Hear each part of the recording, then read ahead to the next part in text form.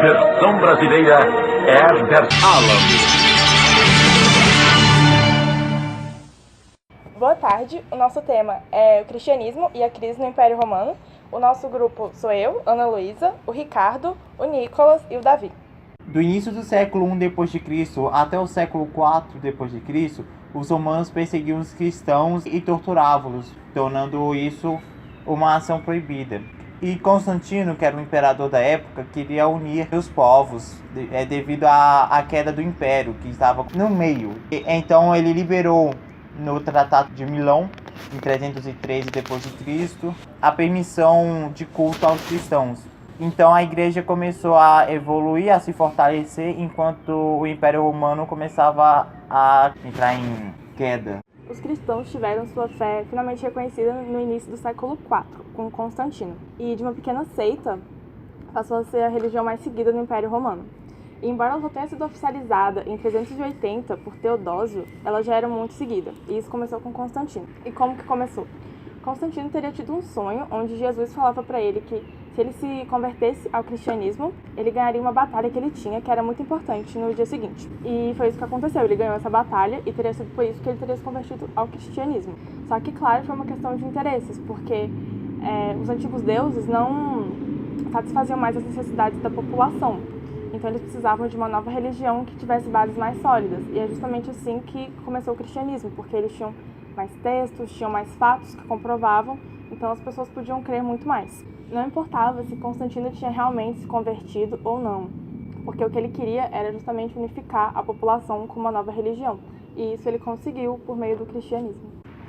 No ano de 325 d.C., o imperador Constantino se reuniu com vários líderes cristãos importantes no Concílio de Nicéia para definir quais textos eles iriam utilizar para definir os objetivos do império e da igreja. Desse jeito, a parceria entre o império e a igreja se tornou mais forte. Os líderes cristãos se tornaram intermediário entre Deus e os homens, e desse modo as hierarquias começavam a surgir, porque já que havia um intermediário entre Deus e os homens, também tinha que haver uma hierarquia entre os próprios homens.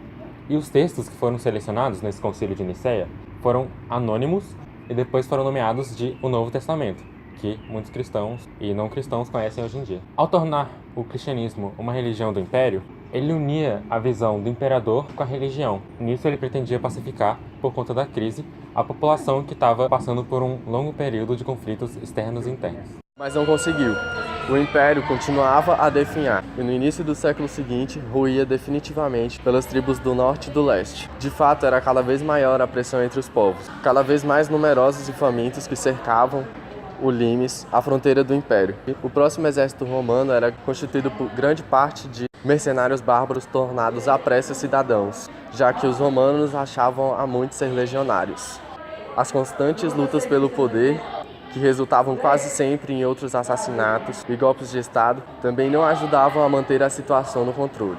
Da unidade, da disciplina, da organização e ordens afirmativas, durante séculos já nada restava. A corrupção e a incompetência já tinham minado no império. Essa lenta agonia foi reaproveitada de todos os bárbaros que vinham de todas as direções. Empurrados pela fome, destroçaram por completo as legiões romanas, destruindo e pilhando tudo o que encontravam pela frente. No entanto, habituados ao nomandismo, os bárbaros não criavam raízes facilmente. De pé, ficaram as ruínas, que ainda hoje penduram. Também a Península Ibérica foi, como todas as áreas romanizadas no Ocidente, vítima da mesma devastação por parte dos bárbaros. No entanto, ao pouparem os padres, as freiras e os conventos, eles conseguiram manter a cultura mais elevada e mais atual e moderna naquela época. E acabaram por assimilar alguns de seus costumes, como a culinária, modos de ataque, defesa, incluindo a religião. Os novos ocupantes introduziram na península uma nova forma de poder, a monarquia hereditária, e uma nova forma de organização social, o feudalismo, modelo pelo qual perdurou anos e anos.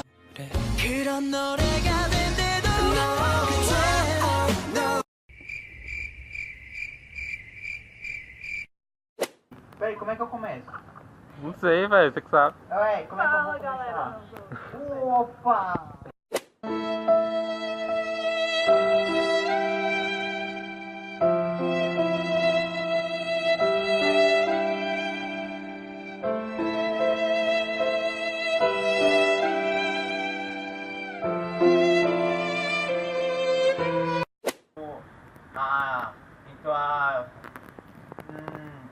baixo, errei tudo.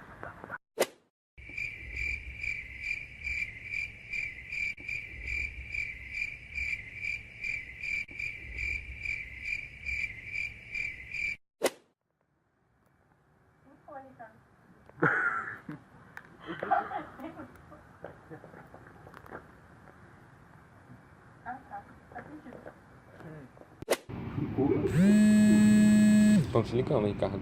São Paulo, eu vou rejeitar. 从你为你心上空飛咁 fling 上 no， to fly to fling to flazing， on flank from so well so